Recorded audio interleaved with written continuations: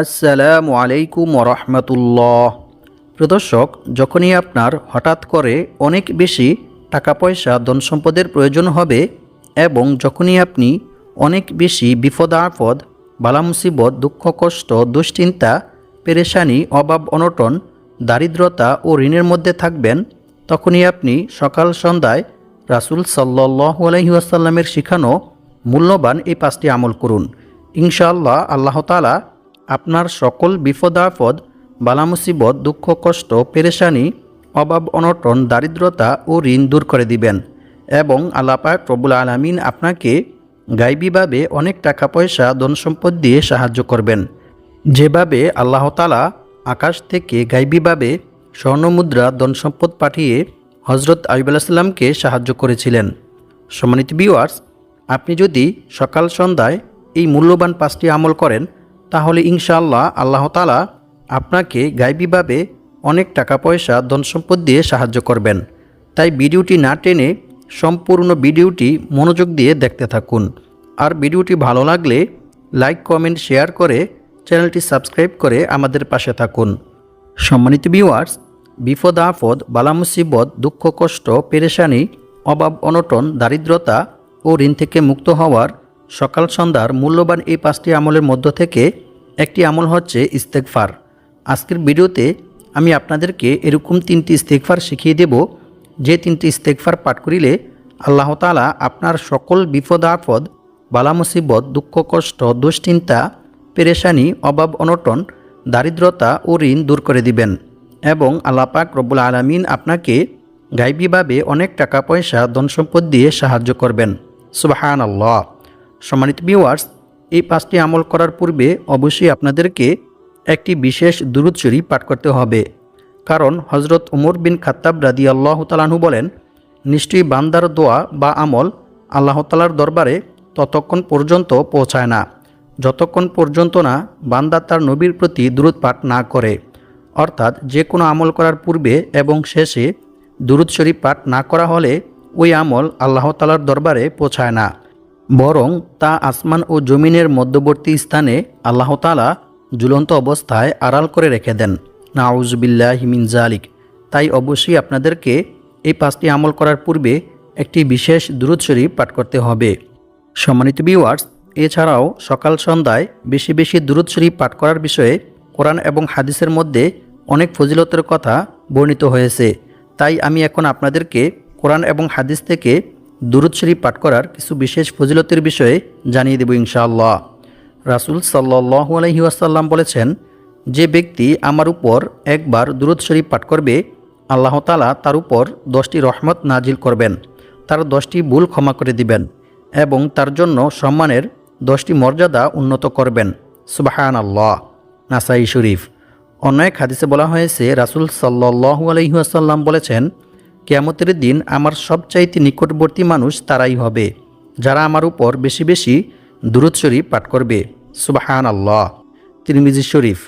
অপর এক হাদিসে বলা হয়েছে, রাসূল সাল্লাল্লাহু আলাইহি ওয়াসাল্লাম বলেছেন, যে ব্যক্তি আমার উপর সকালে 10 বার ও সন্ধ্যায় 10 বার দুরূদ শরীফ পাঠ করবে, তার জন্য কিয়ামতের দিন আমার সুপারিশ নসিব হবে। সুবহানাল্লাহ। আল্লাহু আকবার। সম্মানিত ভিউয়ার্স, এখন আমি আপনাদেরকে জানিয়ে দেব সকাল সন্ধ্যায় এই 5টি আমল করার পূর্বে আপনাদেরকে কোন 3টি দুরূদ শরীফ পাঠ করতে হবে। নাম্বার 1, প্রথম দুরূদটি হচ্ছে আল্লাহুম্মা সাল্লি ওয়া সাল্লিম আলা নাবিয়িনা মুহাম্মদ। এই দুরূদ শরীফটি আপনাদেরকে 30 বার পাঠ করতে হবে। এরপর 2 নং দুরূদটি হচ্ছে রাদিতু বিল্লাহি রাব্বাও ওয়া বিল ইসলামি দীনাও ওয়া বি মুহাম্মাদিন সাল্লাল্লাহু আলাইহি ওয়াসাল্লাম নাবিয়্যান ওয়া রাসূলা। এই দুরূদটি 3 বার পাঠ করতে হবে। এরপর আরও একটি দুরূদ শরীফ পাঠ করবেন, সেটি হচ্ছে আল্লাহুম্মা সাল্লি আলা মুহাম্মাদানিন নাবিয়্যিল উম্মি ওয়া আলিহি ওয়া আসহাবিহি ওয়া বারিক ওয়া সাল্লিম। এই দুরূদ শরীফটি 10 বার পাঠ করবেন। সম্মানিত ভিউয়ার্স, এই 3টি দুরূদ পাঠ করা শেষ হলে আপনাদেরকে রাসূল সাল্লাল্লাহু আলাইহি ওয়াসাল্লামের শিখানো মূল্যবান কিছু দোয়া পাঠ করতে হবে। সেই দোয়াগুলি সম্পর্কে এখন আমি আপনাদেরকে জানিয়ে দেব। নাম্বার 1, প্রথম দোয়াটি হচ্ছে আল্লাহুম্মা কফিনি বিহালালিকা আন হারামিকা ওয়া আগনিনি বিফদলিকা আম্মান সিওয়াক। রাসূল সাল্লাল্লাহু আলাইহি ওয়াসাল্লাম বলেছেন, যে ব্যক্তি বেশি বেশি এই দোয়াটি পাঠ করবে, আল্লাহ তাআলা তার পাহাড় পরিমাণ ঋণ পরিশোধ করার ব্যবস্থা করে দিবেন। সুবহানাল্লাহ, আল্লাহু আকবার। অর্থাৎ আপনার যতই বেশি ঋণ থাকুক না কেন, আপনি যদি এই দোয়াটি সকাল সন্ধ্যায় বেশি বেশি পাঠ করেন, তাহলে ইনশাআল্লাহ আল্লাহ তাআলা আপনার সকল ঋণ পরিশোধ করার ব্যবস্থা করে দিবেন। সুবহানাল্লাহ। তিরমিজি শরীফ, হাদিস নং 3563। নাম্বার 2, রাসূল সাল্লাল্লাহু আলাইহি ওয়াসাল্লাম বলেছেন, যে ব্যক্তি সকাল সন্ধ্যায় 3 বার এই দোয়াটি পাঠ করবে, আল্লাহ তাআলা তাকে জাহান্নাম থেকে মুক্তি দিয়ে জান্নাতে প্রবেশ করাবেন। সুবহানাল্লাহ। এমনকি জাহান্নাম নিজে আল্লাহ তাআলার নিকট দোয়া করে বলবেন, হে আল্লাহ, আপনি আপনার এই বান্দাকে জাহান্নাম থেকে মুক্তি দিন। আর জান্নাত নিজে আল্লাহ তাআলার নিকট দোয়া করে বলবেন, হে আল্লাহ, আপনি আপনার এই বান্দাকে জান্নাত দান করুন, আমিন। অতঃপর ওই ব্যক্তিকে জাহান্নাম থেকে মুক্তি দিয়ে জান্নাতে প্রবেশ করানো হবে। সুবহানাল্লাহ। দোয়াটি হচ্ছে, আল্লাহুম্মা ইন্নী আসআলুকাল জান্নাতা ওয়া আউযু বিকা মিনান নার। এই দোয়াটি সকাল সন্ধ্যায় 3 বার পাঠ করতে হবে। নাম্বার 3, রাসূল সাল্লাল্লাহু আলাইহি ওয়াসাল্লাম বলেছেন, যে ব্যক্তি সকালে 3 বার ও সন্ধ্যায় 3 বার এই দোয়াটি পাঠ করবে, তাকে আর কোনো কিছুই কোনো প্রকার ক্ষতি করতে পারবে না। সুবহানাল্লাহ। অর্থাৎ ওই ব্যক্তি সমস্ত রকমের বিপদ আপদ, বালা মুসিবত থেকে সুরক্ষিত থাকবেন। সুবহানাল্লাহ। দোয়াটি হচ্ছে, বিসমিল্লাহিল্লাযী লা ইয়াদুররু মা'a ইসমিহি শাইউন ফিল আরদি ওয়ালা ফিস সামাই ওয়া হুয়াস সামিউল আলিম। সুনানে আবু দাউদ, হাদিস নং 5088। নাম্বার 4, আবু দারদা রাদিয়াল্লাহু তাআলা আনহু থেকে বর্ণিত, তিনি বলেন, যে ব্যক্তি সকাল সন্ধ্যায় 7 বার এই দোয়াটি পাঠ করবে, আল্লাহ তাআলা তার সমস্ত দুশ্চিন্তা দূর করে দিবেন। সুবহানাল্লাহ। দোয়াটি হচ্ছে, হাসবিয়াল্লাহু লা ইলাহা ইল্লাহু আলাইহি তাওয়াক্কালতু ওয়া হুয়া রব্বুল আরশিল আযীম। এই দোয়াটি সকাল সন্ধ্যায় 7 বার পাঠ করতে হবে। সুনানে আবু দাউদ, হাদিস নং 5081। নাম্বার 5, আবু হুরায়রা রাদিয়াল্লাহু তাআলা আনহু থেকে বর্ণিত, তিনি বলেন, রাসূল সাল্লাল্লাহু আলাইহি ওয়াসাল্লাম বলেছেন, তোমরা যখন নামাজ শেষ করো, তখন এই 4টি বিষয়ে আল্লাহ তাআলার নিকট দোয়া করো। এমনকি স্বয়ং রাসূল সাল্লাল্লাহু আলাইহি ওয়াসাল্লাম নিজে 5 ওয়াক্ত নামাজের পরে এই 4টি দোয়া পাঠ করতেন। দোয়াটি হচ্ছে, আল্লাহুম্মা ইন্নী আউযু বিকা মিন আযাবি জাহান্নাম ওয়া মিন আযাবিল কবরি ওয়া মিন ফিতনাতিল মাহইয়া ওয়াল মামাত ওয়া মিন শাররি ফিতনাতিল মাসিহিদ দাজ্জাল। অর্থ, হে আল্লাহ, আপনি আমাকে কবরের আযাব থেকে মুক্তি দিন এবং জাহান্নামের আযাব থেকে মুক্তি দিন। এমনকি আপনি আমাকে দাজ্জালের ফিতনা থেকে ও দুনিয়াবি ফিতনা থেকে মুক্তি দিন, আমিন।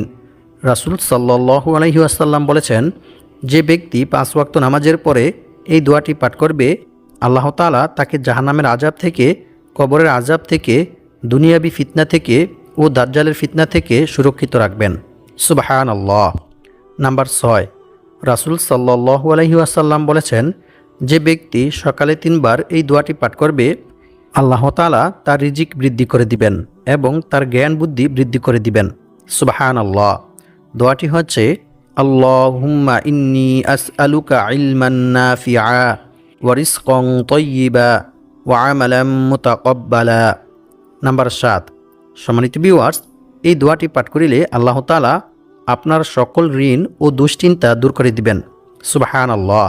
দোয়াটি হচ্ছে, আল্লাহুম্মা ইন্নী আউযু বিকা মিনাল হাম্মি ওয়াল হুজনি ওয়া আউযু বিকা মিনাল আজজি ওয়াল কাসালি ওয়া আউযু বিকা মিনাল বুখলি ওয়াল জুবনি ওয়া আউযু বিকা মিন গলাবাতিদ দাইনি ওয়া কাহরির রিজাল।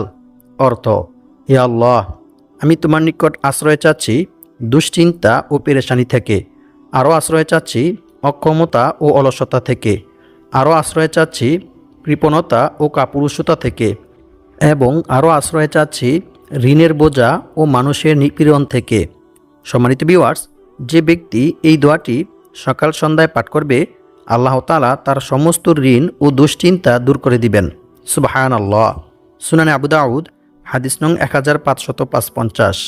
সম্মানিত ভিউয়ার্স, এরপর আপনাদেরকে 3 নং আমলটি করার জন্য বিশেষ 3টি ইস্তেগফার পাঠ করতে হবে। আমি এখন আপনাদেরকে সেই 3টি ইস্তেগফার সম্পর্কে জানিয়ে দেব। তার আগে ইস্তেগফারগুলি পাঠ করা হলে আপনাদেরকে আল্লাহ তাআলার নিকট দোয়া করতে হবে।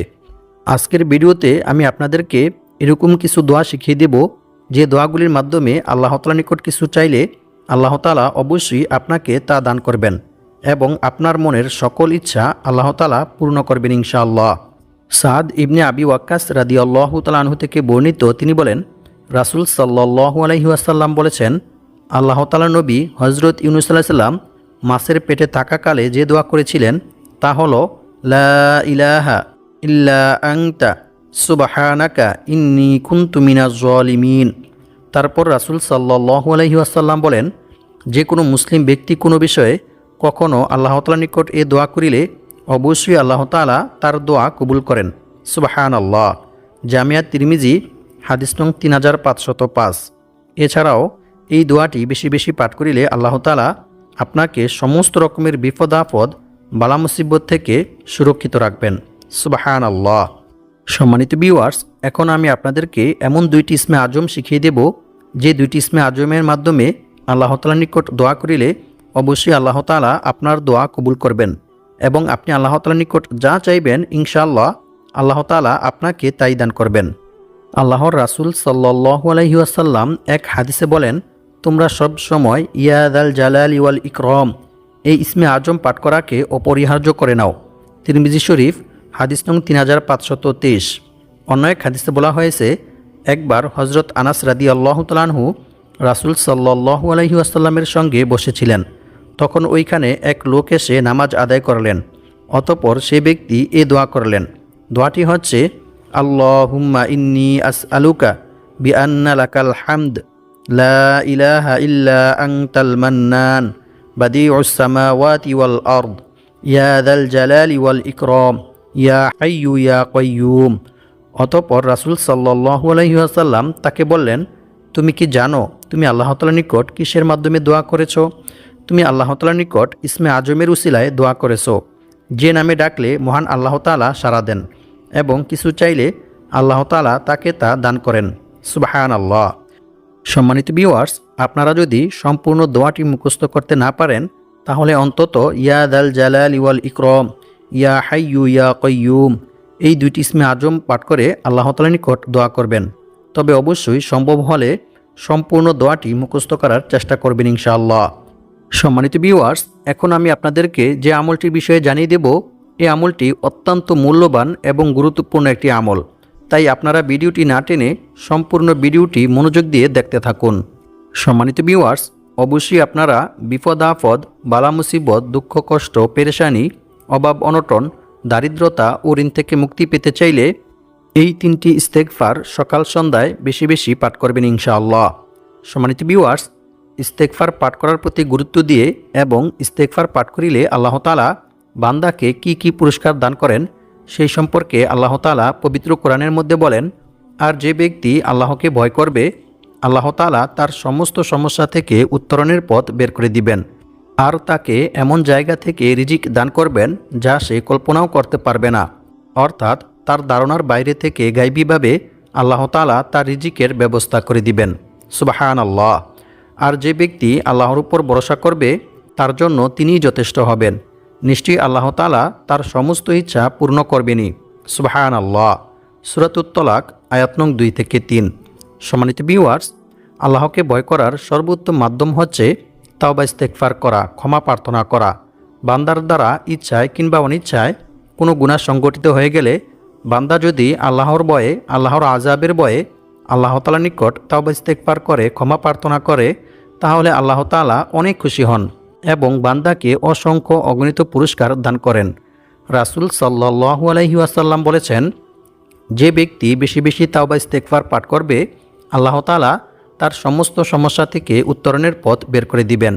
তার সমস্ত বিপদ আপদ বালা মুসিবত দুঃখ কষ্ট পেরেশানি অভাব অনটন দারিদ্রতা দূর করে দিবেন এবং আল্লাহ পাক রব্বুল আলামিন তাকে এমন জায়গা থেকে রিজিক দান করবেন যা সে কল্পনাও করতে পারবে না।